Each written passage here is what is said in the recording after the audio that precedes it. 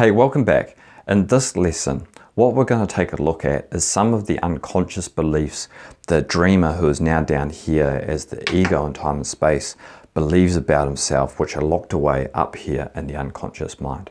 Now, this is really important because if we can start to get a grasp of the awesome nature of this self-concept that's locked away, then we can start to appreciate why literally most come out into time and space and from cradle to grave never really question anything because they don't want to go back and face these self-concepts.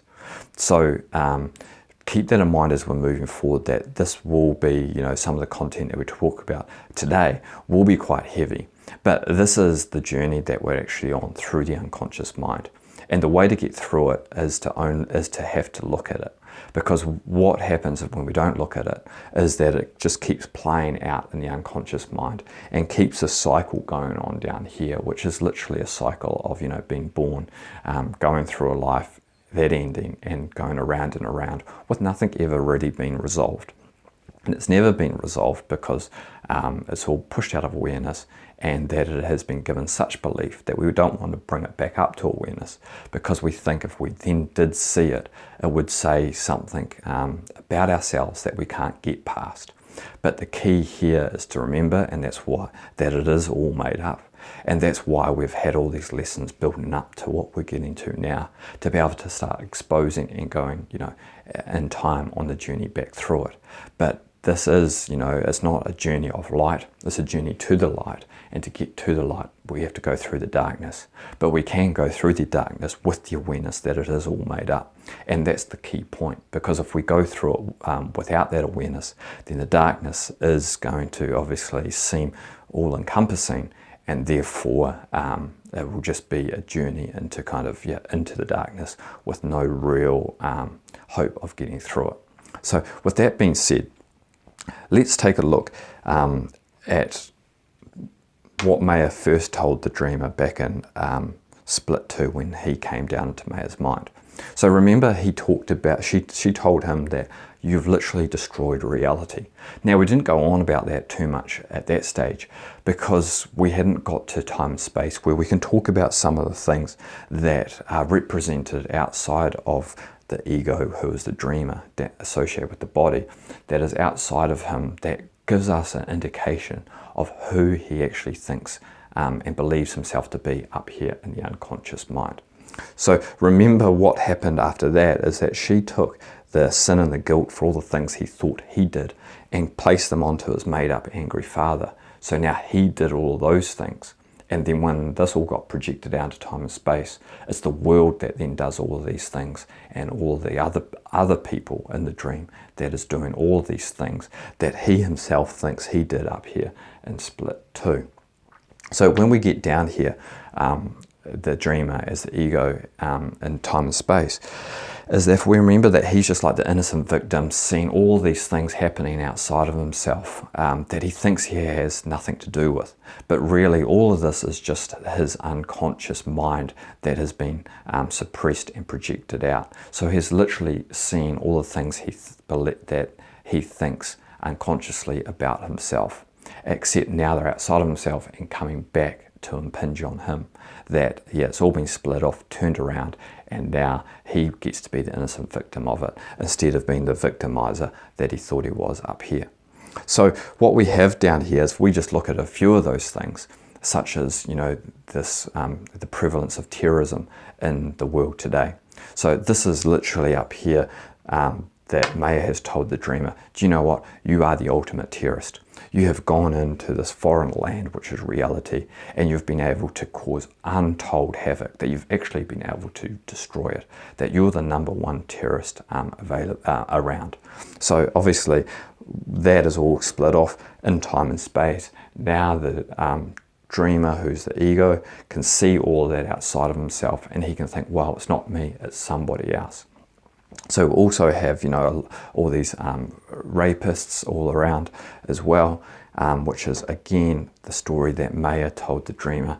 You know what? You've gone into the home of innocence. You've barged in there and you've taken what you wanted without any questioning of what, the one that you're taking it from wanted themselves, that you overpowered that innocence. So that obviously is starting to get a grasp down here of how much of this unconscious baggage or unconscious beliefs that this dreamer believes about himself right up here in the unconscious mind, that is so pushed out of awareness that he has no idea that this is, what is driving everything in time and space. So also we have, all of these dictators around as well.